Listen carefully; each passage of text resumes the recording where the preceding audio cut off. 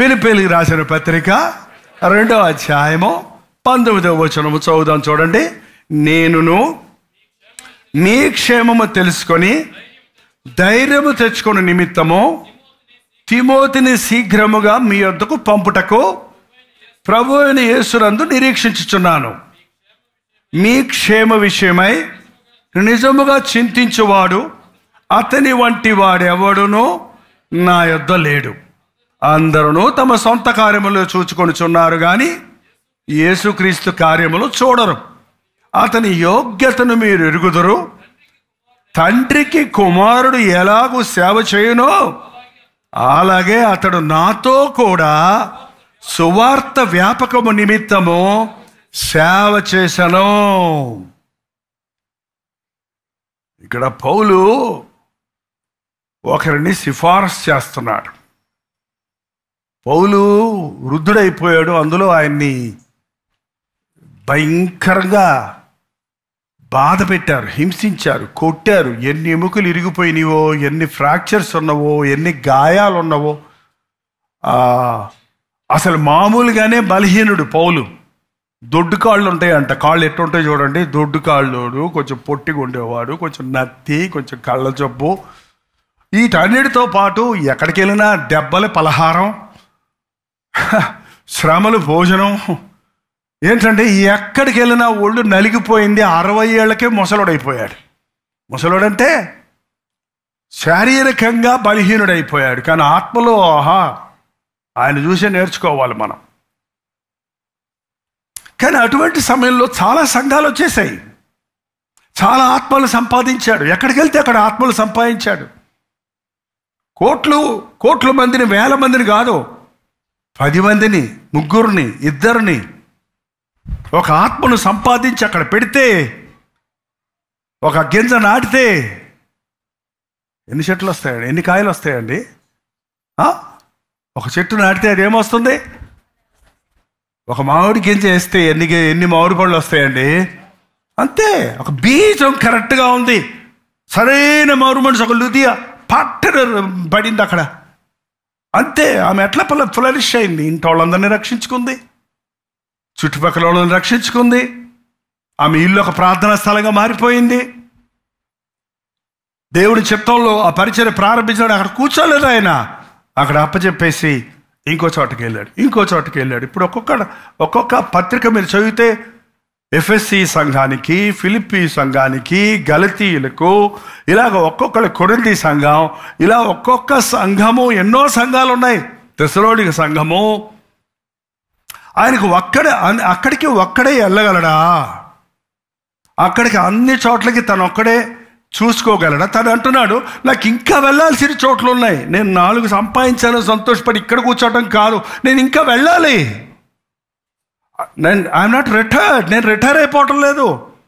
నేను విశ్రాంతి తీసుకుంటాను కాబట్టి మీరు వెళ్ళండి అని చెప్పడం లేదు. మీరు వెళ్ళి అది చూడండి, నేను వెళ్ళి ఇది చూస్తాను, నేను ఇంకా ముందుకు సాగుతాను. కష్టపడి పోరాటాల మధ్యలో, దెబ్బల మధ్యలో, ప్రాణాలకు తెగించి కట్టిన సంఘాల మీద ప్రేమ ఉంది ఆయనకి. ఆత్మల గురించిన జవాబుదారు ఉంది ఆయనకి. ఓరకే లెక్చర్ ఇచ్చి వెళ్ళిపోవటం కాదు. కాలేజీలో ప్రొఫెసర్ గారు, లెక్చర్ గారు ఏం చేస్తారంటే, లెక్చర్ అయితే వాడు పాస్ అవుతాడో ఫెయిల్ అవుతాడో నీ కర్మ, నన్ను ఏమంటారా, నువ్వు చదువు చావు అంటాడా? లేకపోతే పాపం నా క్లాసులో ఉన్న వాళ్ళందరూ పాస్ అవుతారు దేవా, మా క్లాస్కి వచ్చిన వాళ్ళందరినీ పాస్ అయ్యేటట్టు చేయి ప్రభా. ఫోన్ చేసి, అబ్బాయి చదువుకుంటున్నావా, నిద్రపోతున్నావా, జాగ్రత్త, చదువుకో అని ఏమైనా ఎంటపడతారా చెప్పండి? సేవకుడు అలా కుదరదు. ప్రసంగం చేస్తాం, ఇంటే రండి, లేకపోతే పోండి, నాశనమైతే అవ్వండి అని ఊరుకునేవాడు కాపరి కాదు. పౌలు వంటి కాపరి కాదు. అలాంటి కాపరులు ఉంటారు. మీకు మంట కలిగిందా, నాకు బాధ కలుగుతుంది. మీరు సంతోషిస్తే నేను సంతోషిస్తాను. కాబట్టి తనకి అందరిని గురించి తెలుసుకోవాలని ఆశ, అందరినీ ఇంకా బలపరచాలని ఆశ. కాబట్టి తనకి ఎవరు కావాలి? ఇప్పుడు ఎవరు కావాలమ్మా? ఎవరు కావాలి? పౌలు తానే ఒక శిష్యుడిని అనుకున్నాడు, కానీ తనకు కొంతమంది శిష్యులు ఉన్నారు అనుకోవాలా. తాను యేసుకు శిష్యుడు, మీరు కూడా యేసుకు శిష్యుడు అవ్వండి అన్నాడు, కానీ మీరు నాకు శిష్యులుగా ఉండమని చెప్పలా. ఇప్పుడు వచ్చినట్టు ఏం చేయలేదు, నేను గురువును మీరు శిష్యులు, ఎవరు గురువు అని పిలువబడొద్దు. గురువు అక్కడే, ఎవరైనా ప్రభువే మన గురువు. మనం ఎవరం? బ్రదర్సం. మనం ఎవరం అండి? సిస్టర్సం. మనం ఎవరండి? తిమోతి గురించి ఏం చెప్పాడో చూడండి. తిమోతికి రాసిన మొదటి పత్రిక 3, తిమోతికి రాసిన మొదటి పత్రిక 1వ అధ్యాయం 2వ వచనం. నా నిజమైన కుమారుడు ఎవడంట? తిమోతి. నా నిజమైన, మళ్ళీ నిజమైన ఎందుకో, దొంగ కుమారులు కూడా ఉంటారేమో. ఆస్తి కోసం కుమారులు అయ్యే వాళ్ళు ఉంటారండి. సో వారసత్వం కోసం కుమారులు ఉండేవాళ్ళు చాలామంది ఉంటారు. కానీ ఈయనేమంటున్నాడు? నా నిజ కుమారుడు, స్పిరిచువల్ సన్. తిమోతికి రాసిన 2వ పత్రిక 1వ అధ్యాయం 2వ వచనం, 1వ వచనమే. ఈయన ఇక్కడ ఏమయ్యాడు? నిజ కుమారుడు కాస్త ఏమయ్యాడు? ప్రియ కుమారుడు అయిపోయాడు. బా, ఎవరండి ఆయన? నాకు ఇష్టమైన కుమారుడు. ఎందుకు? మాంసం తెచ్చిపెట్టరా, నిన్ను దీవిస్తానన్న ఇస్సాకులాగానా? ఎందుకంటే మాంసం పెడతాడనా ఇష్టమైన కుమారుడు? కూర వండి పెడతాడనా? అన్నం వండి పెడతాడనా? ఎందుకు ప్రియ కుమారుడు అయ్యాడు? నేను చెప్పినట్టు సేవ చేస్తున్నాడు. నేను లేకపోయినా నాలా సేవ చేసేవాడిగా ఉన్నాడు. నేను దేవుణ్ణి ప్రేమించినట్టు తను కూడా ప్రభువుని ప్రేమిస్తున్నాడు. నాకు ఆత్మల భారం ఉన్నట్టు తనకు కూడా అదే ఆత్మల భారం ఉంది అని సంతోషపడ్డాడు. ప్రియ కుమారుడు, నిజ కుమారుడు. ఇంకా వెళ్తే 1 తెస్సలోనికలు 1-2 కూడా అన్నిట్లో ఇంట్రడక్షన్ ఇచ్చారు చూడండి. 1 తెస్సలోనికలు 3:2 అండి, సారీ, 1 తెస్సలోనికలు 3:2. కాబట్టి ఇక సహింపజాలని ఏదెన్సులో మేము ఉంటిమైన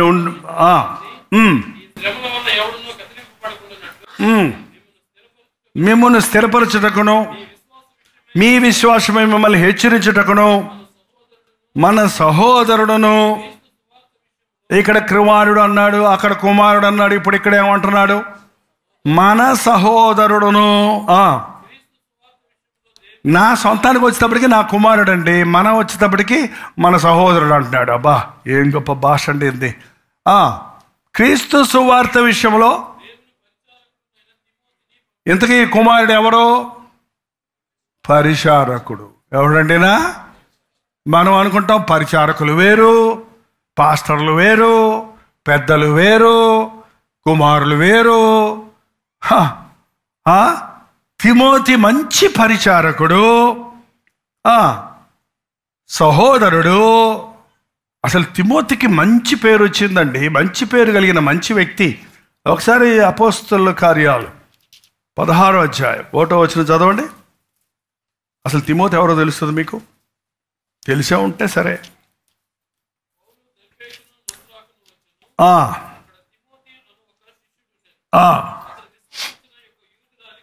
అతడు విశ్వసించిన ఒక యూదురాలి కుమారుడు, అతని తండ్రి గ్రీసు దేశస్థుడు.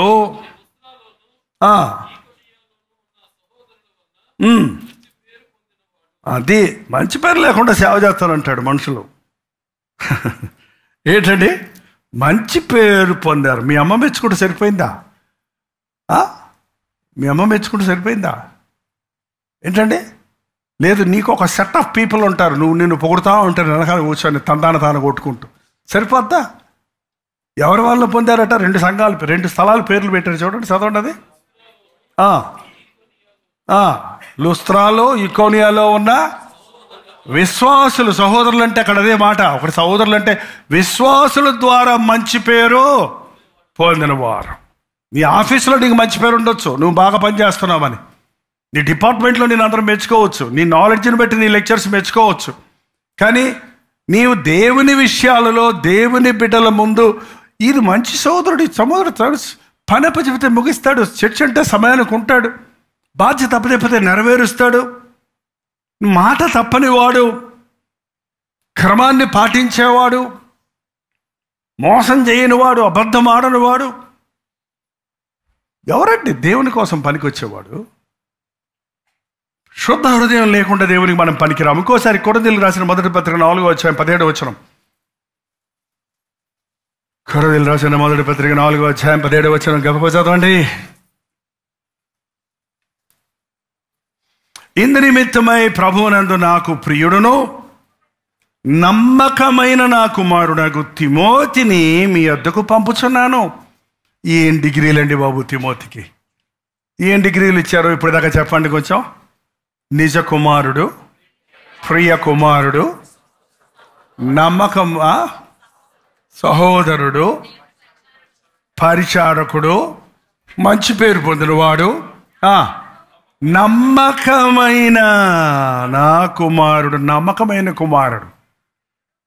అయ్యా తోటలోకి వెళ్ళి పని చేయమంటే ఏమన్నాడండి? అయ్యా పోదును అన్నాడు. పోయాడా అండి? రోజు మాటలతో మాత్రం సంతోష పెట్టేవాళ్ళు బోల్డ్ మంది ఉన్నారు.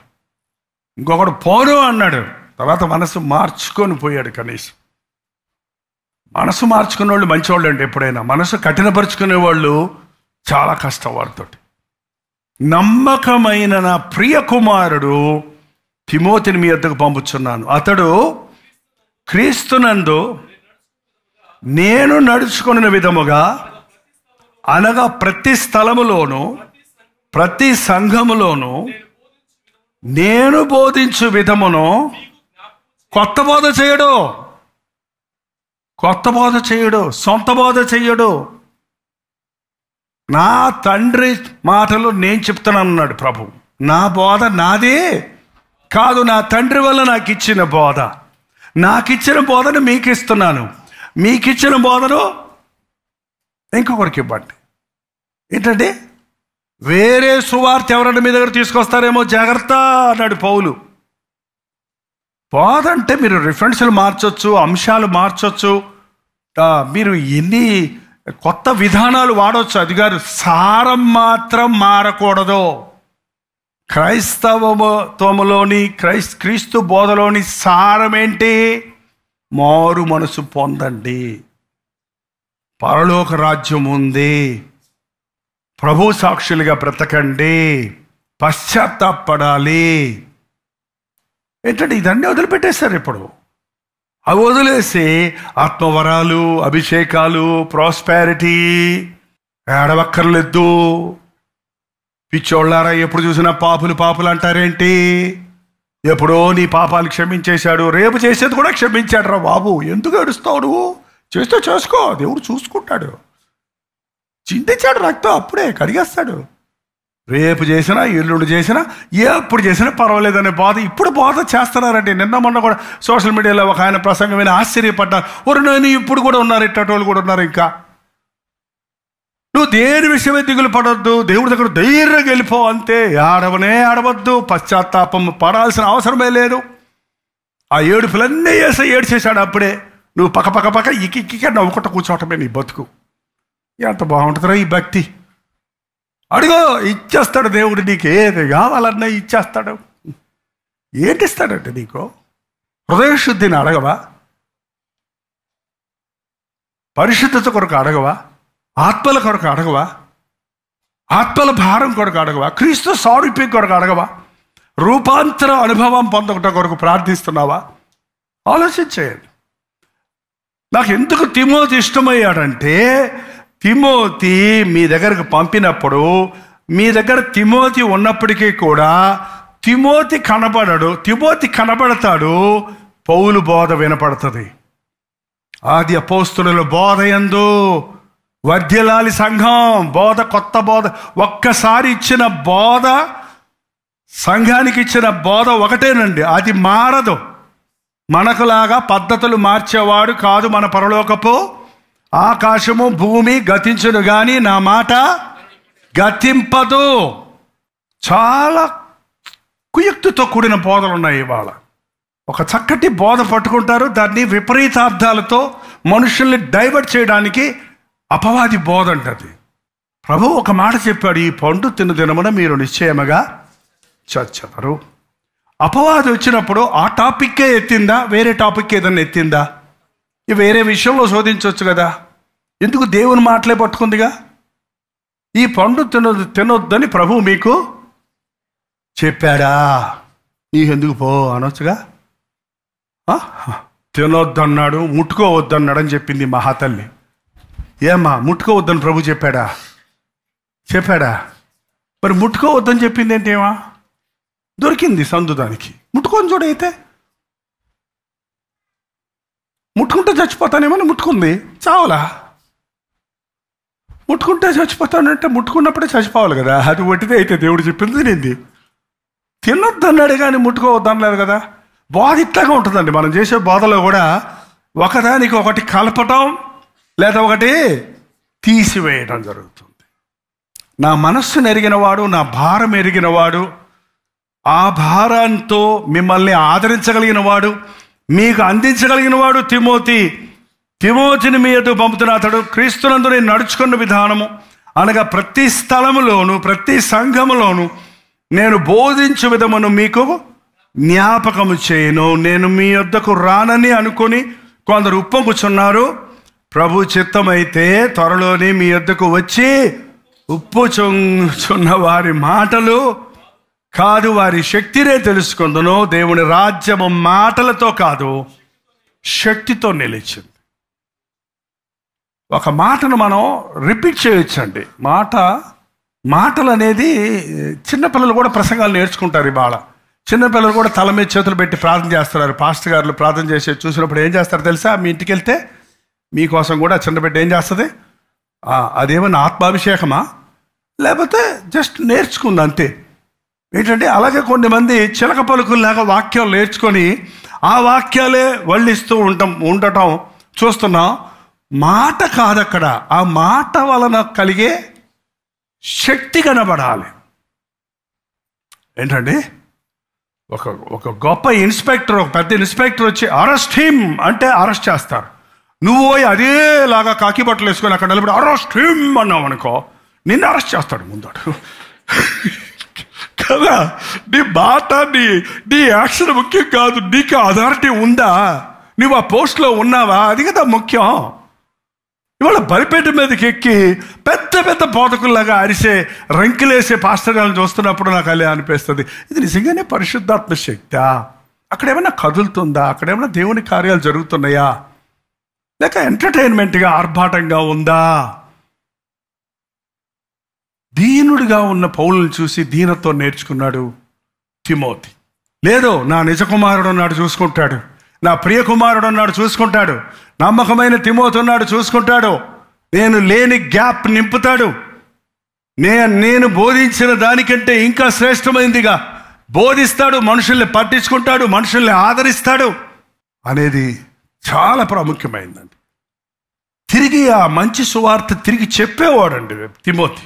అందుకు పౌలుకి చాలా సంతోషమైంది. తిమోతి కూడా బాధల పాలయ్యాడు, బంధించబడ్డాడు, శ్రమల పాలయ్యాడు. బట్ తిమోతికి ఈ ఉత్తరం రాసేటప్పుడు అతను వయసు ఎంతో తెలుసండి మీకు? Just 20 years. ఎంతండి? సేవ చేయడానికి వయసు కాదు ముఖ్యం, అభిషేకం ముఖ్యం, విధేయత ముఖ్యం, సమర్పణ ముఖ్యం.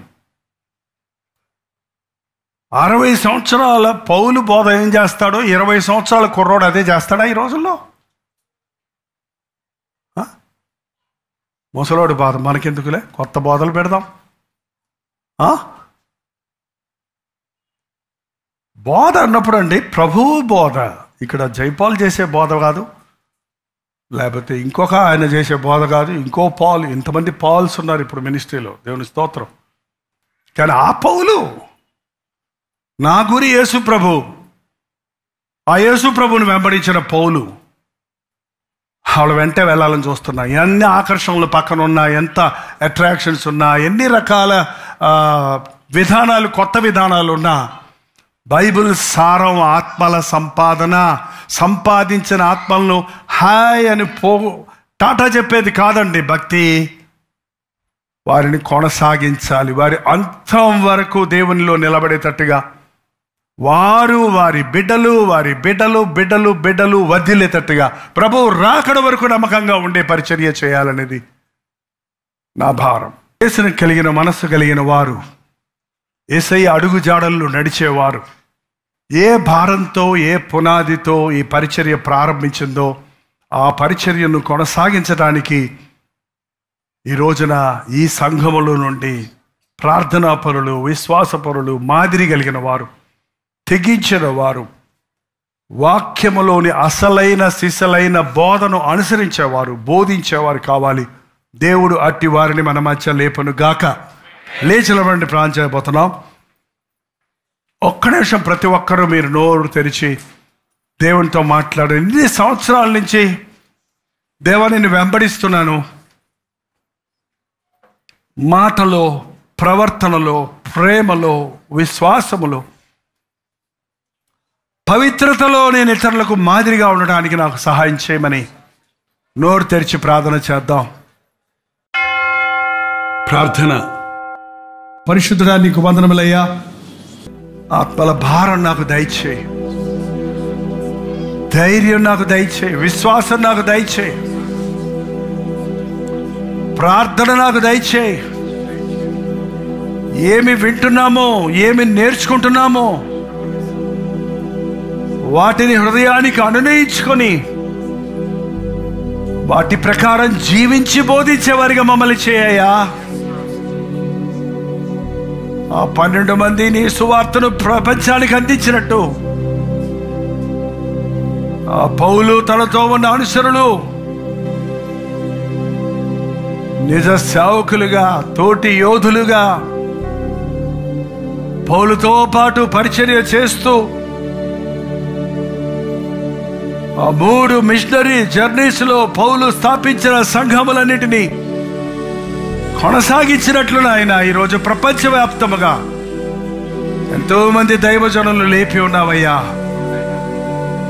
వారి మాదిరిని మేము అనుసరించడానికి, వారి బోధలోని సారాన్ని గుర్తించడానికి, తప్పుడు బోధలకు చోటివ్వక దేవుని వాక్యాన్ని నిరర్థకము చేయవారిగా మేముండిపోక చదువుటయందు, ధ్యానించుటయందు, హెచ్చరించుటయందు, బోధించుటయందు ఎడతెగగా ఉండడానికి సహాయం చేయమయ్యా. మాటలో, ప్రవర్తనలో, విశ్వాసములో, ప్రేమలో, పవిత్రతలో మాదిరిగా ఉండుటకు మాకు సహాయం చేయమని క్రీస్తు నామమున అడుగుచున్నాము తండ్రి. ఆమేన్, ఆమేన్, ఆమేన్.